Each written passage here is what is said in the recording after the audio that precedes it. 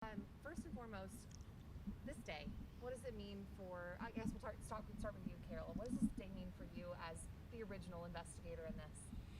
Well, I thought a lot about it last night because I couldn't sleep, and you just think about everything that has happened, and I thought there are so many people who have been the face of this investigation, but there are dozens and dozens and dozens of investigators, CSI investigators, dispatchers, patrol officers that really played an important part in this all over the years, and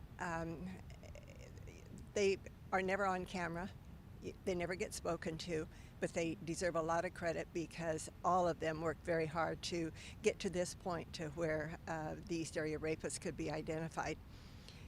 Getting into the hearing today, I didn't know what to expect, but listening to all of the crimes in detail over again, it's still all about the survivors, the victim survivors, and how brave they were.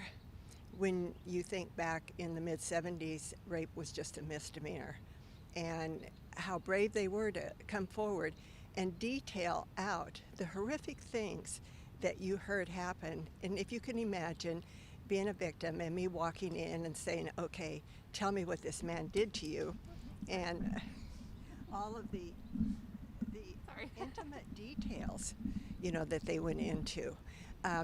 And what is so really great is, 3 or 4 years ago, the survivors started getting together and formed at first just a very small group, and then it grew. A bunch of them met Saturday night, and so the support that they have had from each other, I saw such a difference in the way they handled the hearing today as opposed to the first hearing when they were together at DeAngelo's first hearing. I wasn't at the hearing. This is the first hearing I've come to. I haven't wanted to be at any of them. But I saw such a support and such strength. And will they ever find closure? No, it's always going to be there. But there's satisfaction in knowing who he is and the fact that he'll be in prison for the rest of his life and that there will be no more victims of his. Jane, I know for you, your shirt says it. You're not a victim, you're a survivor, and you're thriving. Is that what it says? Yes, it does. It definitely does. I know you stood up. I know you were really the pinnacle for survivors, the group of you all. I really do think so. People are always like, have you talked to Jane? Have you talked to, I know your story. And then you just are so strong. And standing up today, facing him again, how are you doing? Well, it was an extremely emotional day, and listening to the crimes described was just heartbreaking. I mean, I was number 5, and my assault was nothing compared to what I heard today, nothing. So I am, grateful in that respect.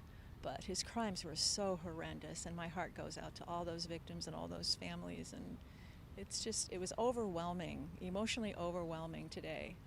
But hey, we have a strong group of survivor thrivers, and I love them all, and I've met so many incredible people like my angel sister Carol here through this whole journey. So for that reason, I'm not even sorry that I was assaulted. What's interesting for me is having met so many of them back in the mid-70s when they were the victims, and then no contact. I mean, some of them we had contact, but then reconnecting and looking at their lives, of what they have accomplished in spite of what happened to them, and then importantly, how they have reached out to others, not just within the group, but to other people all around them, opening up themselves. I remember back, Robert Stack did one of the first TV presentations, and the victim went on, disguised her voice, and hid her face. Mm-hmm. Look at these women coming out. Mm-hmm. They don't want to be Jane Does. They're going to stand up and be recognized as the victim that they were. They want a name to, because there is no shame in what they went through. They're just so strong.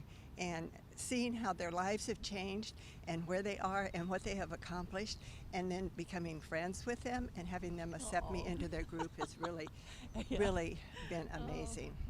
One thing too that you were just talking about, as far as, you know, not covering our face and being out there, that would be continuing to give him control.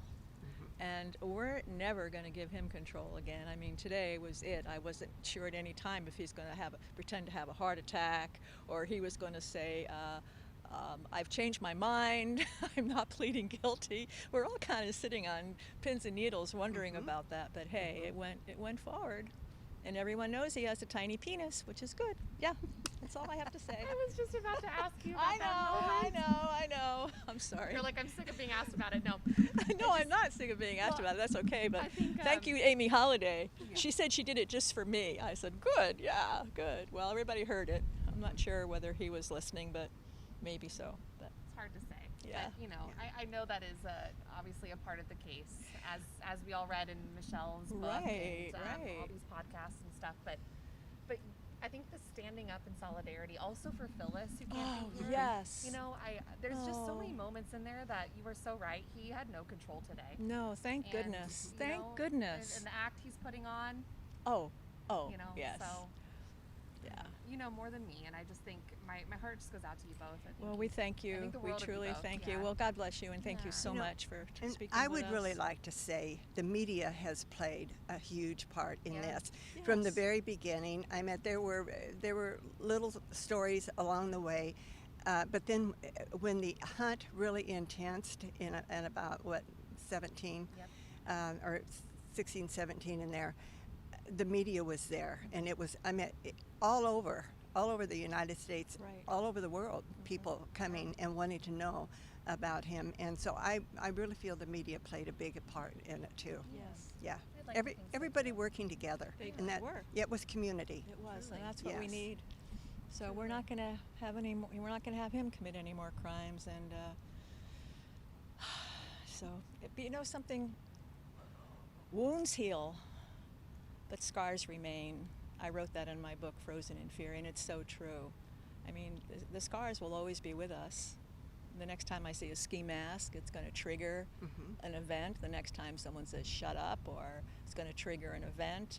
You know, you still kind of look over your shoulder, and you're not so trusting of folks like you used to be.